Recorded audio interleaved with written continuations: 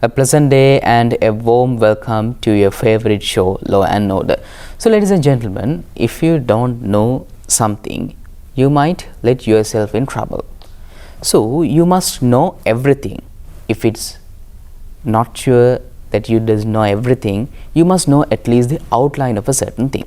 So, with Law and Order program, we are going to give you certain outlines, in detail facts with certain law related issues and make yourselves comfortable in the legal environment. So, ladies and gentlemen, in our previous episode, we discussed about individual taxation. Not only individuals, but corporate entities do need to pay tax. So, today we are going to discuss about the corporate taxation, and to do the honors, we invited Ms. Charmaine Tilakaratne, attorney at law, partner and head of tax, PricewaterhouseCoopers. Madam, thank you very much for joining with us. Thank you for having me. Right. Okay. So today we are going to discuss about corporate taxation. And madam, what is corporate taxation?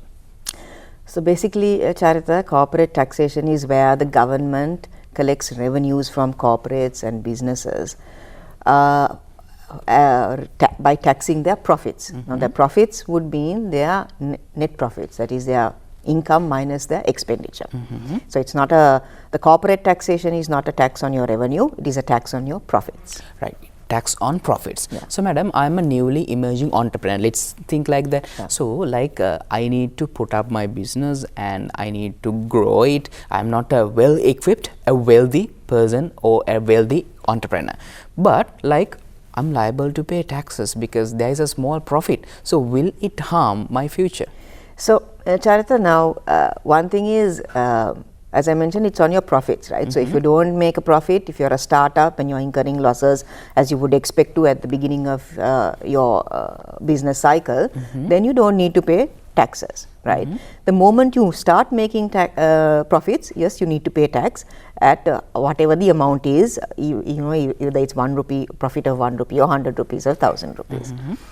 Now, for startups, question that you brought up, in the past there have been situations where in order to give some relief to new startups, emerging businesses, the tax rates are at lower rates. For instance, in case of an SME at the moment, your SME is a small and medium industry, your tax rate is at 14%. So you're given a concessionary rate, whereas the standard rate is at 24%, right? So so there are concessions that are awarded for startups to make sure that they don't, you know, the objective is not to kill them, but is to make them thrive. Then there are, in addition to that, you will get certain additional expenditure deductions, which, you know, sort of makes sure that although you may have an accounting profit, you may not have a tax profit. So then by that you don't need to pay taxes. So there are various measures like these concessions, additional deductions, marginal relief, which are available in the tax mechanism to make sure that you encourage startups and not kill them. Right. So when it comes to corporates, madam, like many corporate sectors, styles and everything are there. So applying a single rate for all corporates, it is ethical, or different rates, it's okay? Yes, so again, remember I once explained to you about the 4 R's, and one is on our previous episode. Yes, our previous episode. So one is on equity and, you know, redistribution of wealth, and and make sure it's equitable when you do that. So one of the and the repricing. So actually that's third R, the repricing, where you want to encourage certain industries, you can use tax as a tool to reprice your goods and services and encourage those industries. So where you have industries that you want to encourage, like your export. Now at the moment, export is a sector that we are very much focused on because of the forex crisis. So if you want to encourage a certain sector, you give it at a lower rate, or you give a slab rate. Just like in the case of individual taxation, you can maybe give at a certain income level, you pay an X amount, anything above that, a higher rate of another X amount. So that would be the more equitable thing to do, but again, that depends on the policymaker and the overall objectives of the country. So if we have a certain target we need to achieve, and that cannot be done without implementing a flat rate across all industries, that would be a policy decision, and it may have to be implemented whether we like it or not. But tax in itself has the mechanism to give concessions and encourage or discourage industries. So that's all about the 4 R's. Like in our previous episode, individual taxation, we discussed this concept clearly and it's applicable for this place as well. So madam, when it comes to a certain concept called tax holidays, can you just elaborate us on that? Yes, Charita. So tax holidays, everything in life, concepts, I feel has a life cycle. It's a life cycle. Yes. You start, it's at the peak at one point where it is a concept that is used by everybody, and then it goes through the cycle and it comes to the end of its life cycle. So this concept of tax holidays is sort of a concept that is the world is moving away from, right? And just to give you a background before we get to that, you have the G20 countries, mostly the developed countries, and you have the OECD, Organization for Economic Development. So the G20 countries, where they are the wealthier countries with the multinational businesses, have noticed that they are the money that should be coming to their countries, or the profits or the revenue, are being parked in these other countries which offer these tax holidays and tax havens and so on. Right. So they got together with the OECD, and they come up now for several years now. It's not something that has happened just recently. It's been in discussion for a number of years, with a framework of what we call a framework to make sure that there is no profit shifting and base erosion. So it's called base erosion profit shifting framework, where the OECD gives directives. Very simply, I'm trying to quickly, the little time I have to explain it, gives directives on how to ensure that countries get their fair share of taxes based on the economic activity that they generate, right? And not shift it, albeit legally, just shift it to a tax haven country because those countries give those holidays, right? So under this framework, recently they have issued another directive called Pillar 1 and Pillar 2, which is to address the tax discrepancies coming on the digital economy. And under that, Pillar 2, Pillar 1 is separate, I won't bring that up now. Pillar 2 for this is relevant to this topic. Pillar 2 talks about imposing a global minimum tax rate, right? So that is to make sure that that multinationals pay a minimum tax rate of 15%, so that they don't go and shift, even if they keep their profits in a country where it is given at zero or a tax holiday, at the end the parent entity has to pay a minimum of 15%, right? So here we see globally now people are moving away from that concept of giving tax holidays, and previously it has worked, and Middle Eastern countries and so on have thrived on it, but now people have gotten wiser, and they've realized that their money which should come to them is going elsewhere. So now they are bringing in directives. The more developed countries are bringing in those directives. Now Sri Lanka being a developing country, we obviously depend on these multinationals to come here, to bring in investment, bring in foreign currency. And we think that by giving these tax holidays that they will come. Now in the past we've given it, and we've attracted a few investments. Whether or not that tax holiday was the main attractiveness there is another topic to discuss, but anyway we've given them and they've come. But going forward, the tax holiday is really not going to be the main purpose to which a country is going to come here, right? Because ultimately, whether we give a tax holiday or not, even if we say 0%, ultimately they have to pay a minimum tax of 15%. And in that sense, Sri Lanka may be losing out, because we are giving the tax holiday, not collecting taxes within Sri Lanka, and at the parent entity level in another country, anyway they are going to pay that 15% minimum tax. So it's being paid to another government. Might as well make a 15% minimum tax here in Sri Lanka and we collect some of the revenue. So these tax holidays are now sort of a thing of the past, I feel. They're moving away from that concept. The second thing is we need to also take a look and see what have we achieved by giving these tax holidays. Have we really achieved our objective? So the main objective is to attract foreign investment to Sri Lanka and keep it, foreign currency. Now I'll just take one example of one sector, right? The real estate sector. The recently published real estate analysis on the central bank, it's available on the central bank website, on condominium property sales. So there, the given data for 2022, it says that 80% of the apartments have been bought by local Sri Lankan residents. Okay, 85% have been bought by local Sri Lankan residents. 5% of the apartments available for sale have been bought by dual citizens. So that's 90%. Right. Only 10% has been bought by foreigners. That is now that 10% is where the foreign currency comes in. Yes. Right. So that's what we are aiming at. Now, for these real estate developers, I mean, it's common knowledge. You will see both. Especially you get both types of real estate developers. You get the multinationals and you even get the local real estate developers. Yes.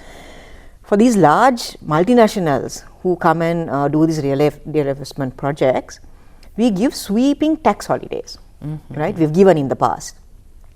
Total income tax holidays on the profits from these projects. In addition, even some of the import taxes are waived off, right, on the materials and things they bring in.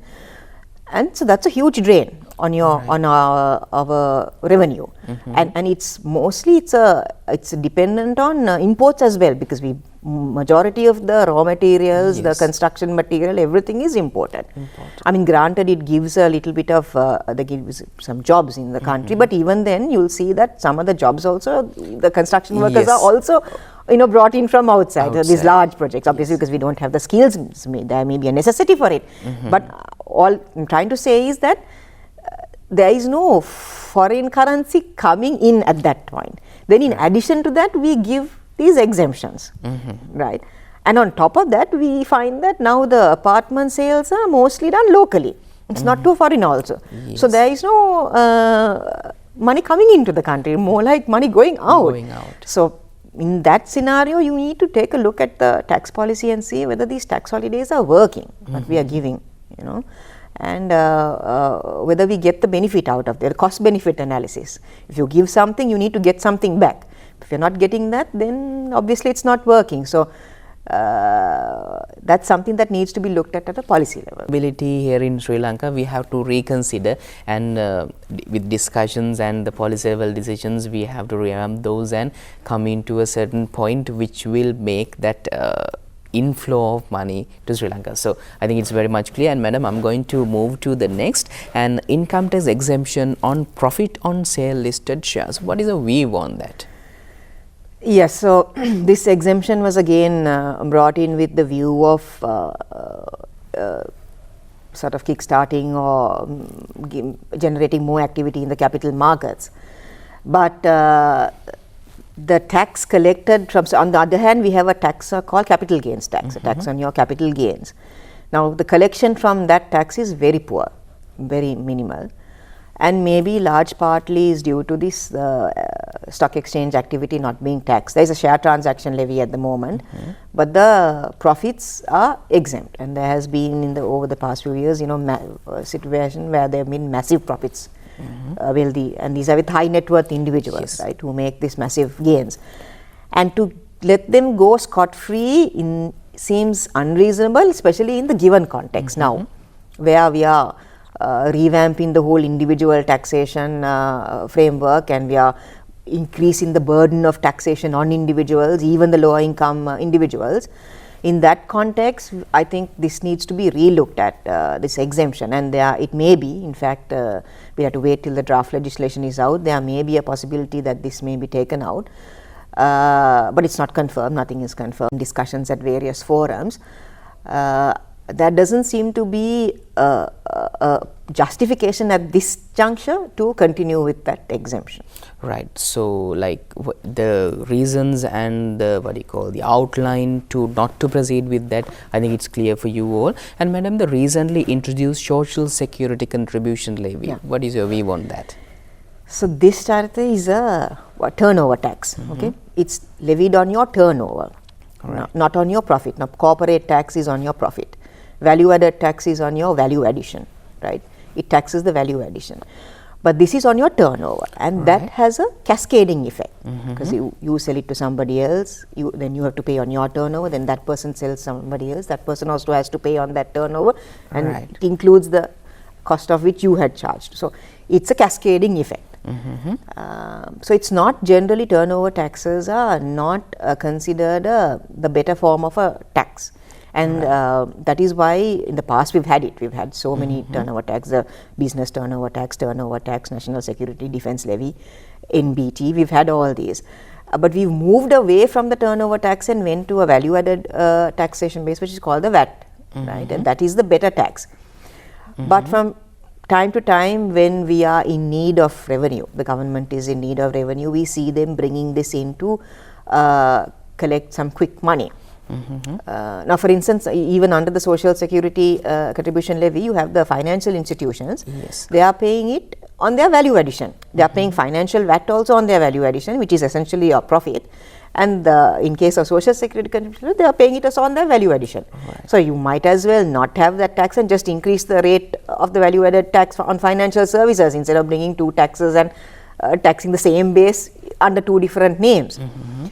But as I mentioned, so it comes in temporarily when we need a boost in revenue, and this is also supposed to be temporary, so we'll have to wait and see whether how long this will continue. Right. Okay. So, madam, like initially when we start off the program, we discuss about this newly emerging entrepreneurs. So, in that particular business, so taxation is mandatory because, like as we discussed, the 4 hours we need to redistribute and their recollection, and there are many more things to consider. So, madam, like in a small entity that is being put up newly, what is the procedure that we need to follow in order to ensure that we pay the proper tax or that we are not doing something illegal? We need to maintain the files properly and those stuff. So, can you just explain that particular procedure? Right. So, first of all, you need to obviously have internally your bookkeeping in an orderly manner, right? Your accounts maintained in an orderly manner with the relevant documentation. Then your financials, in order to make it more presentable to an outside person and acceptable, you would ideally need to conduct a statutory audit on your where an independent auditor would come and go through your financials, make sure it's according to the accounting standards and so on, and they look at it and they give their opinion on that. So that is what the department would ideally accept as your financial statement, the starting point, because it is independently verified. So that is from a housekeeping side, you need to have that in place. From a tax perspective, then you need to, of course, register with the Inland Revenue Department, right? And that's just, it's a registration. Irrespective of whether you are making profits or not, you register. If you're not making profits, you continue to, you file your return, you show your losses, and those losses can actually be set off in the future. So you need to carry those losses as you go along, and you to file your return. So the main steps are for a startup, I would say, is that from a governance perspective also, from day one, you should try to be compliant with all these regulations that are there from a tax side, from an accounting side, from a legal side, because otherwise what happens is if you just go on, on a day to just muddling through, somewhere at the middle of your business life cycle, you will find that you're in a lot of trouble and you are unable to unscramble a scrambled egg now, right? And that itself could lead to a lot of penalties, a lot of headache for you, because now you aren't able to explain to the authorities how it has come to the situation it is in, because you have not maintained according, there's a reason why there are laws and there's a reason why they give you a process. Yes. It's to make your life easier also. So, one of the common things you have with a startup is that they get so involved in the day-to-day business that they tend to leave out that side of compliance, governance and so on. But they need to get some, if they're unable to do it, they need to reach out to an expert and make sure that that side of things are also in line and with the regulations. Right. Okay. So, madam, like when proceeding in that manner, there are certain legislations, that means laws enacted to govern this tax. Can you just explain? I think you might have a huge exposure and experience with regard to this particular field. Like, can you just explain us that? Sure. So, as I mentioned, once you start off as a business, you of course have your corporate tax. So, that is on your profits. The more the applicable tax and maybe a tax that would give you a little bit more of a headache in terms of compliance would be your value added tax, if you are liable to that tax, right? So, VAT is the other tax. Then of course you have the Social Security contribution levy. right? Now, all these the guidelines on how to comply, how to pay with these taxes are available as resources on several websites. It's available on the Inland Revenue website, it's available on various audit firms on their websites. You have the guidelines, so how it is chargeable, what is the base, what needs to be done, what are the payment dates, what are the penalties if you don't, and how to file the returns and when to file those returns, and the formats and all are all given. So it's a matter of first, as a first step, taking a look at your business inwards and analyzing what is applicable to you. And you may need to get some help for that. If you are unable to do it in-house, you may need to get some help for that. So you need to first analyze what is the nature of your business and what are the applicable taxes. Once you've identified that, then you need to put in a process to basically comply with the laws. Right. Okay. So, madam, like without complying with those laws and not abiding to those particular procedures related to the taxation, I'm just carrying on my business. So, what are the consequences and the burden that I am following? Sure. So, the biggest burden from a tax perspective is you will have heavy penalties, right, on all taxes, and it will all come all of a sudden, right. So, at one point you might find that once the revenue authorities and they realize that you've not paid taxes, they'll basically land you with the tax and a penalty, back taxes, back taxes and a penalty for the past period. Right. So that's going to be huge drain on your cash flow. So that's like the main worry you need to have. Right. Okay, madam, like in corporate entities, we have seen like some contribute to the society, like they like help schools to build buildings, and they help poor people distributing foods, dry rations and everything. So they do something back to the society with the profit that they earn. Yes. So like corporate social responsibility. Yes. So in that context, madam, like the corporate people, corporate entities, they have to contribute to the society. I think the 4R concepts are included in a bit of the equity thing. And with that, if they are doing on their own, will there be a tax concession for them? So there are so it depends. Not all expenditure is allowed. The law provides under qualifying relief expenditure certain areas where you can get deductions for these CSR projects. Right. And they've varied over the time. So in certain periods they've been very generous with these expenditure deductions.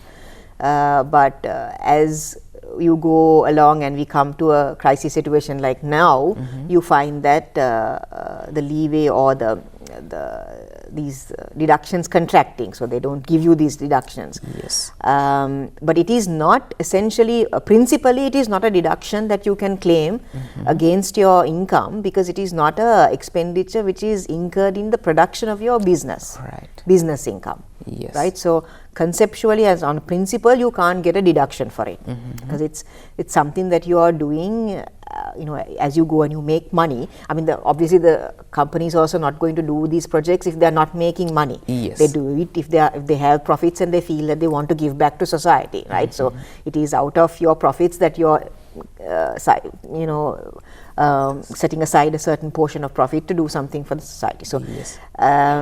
So you've already made your profit, so you can pay tax on it. So it's not principally a deduction that is under the law that should be given as a part of your business income. But sometimes to encourage more businesses to help out society, especially where the government is unable to do a lot of social welfare, to encourage them, then yes, you give additional deductions. So it depends on the policy again of the government at the time and the environment at the time. But principally it is not a deduction that you can automatically get.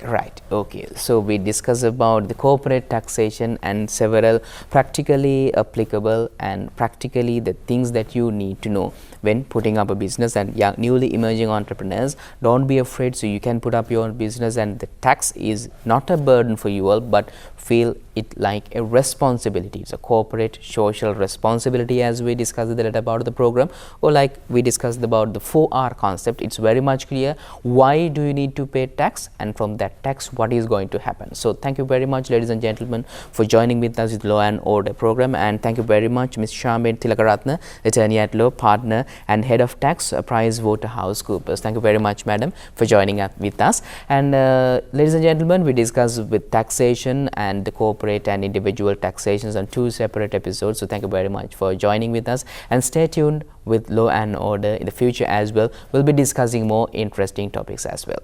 Stay safe and have a pleasant day. It's only a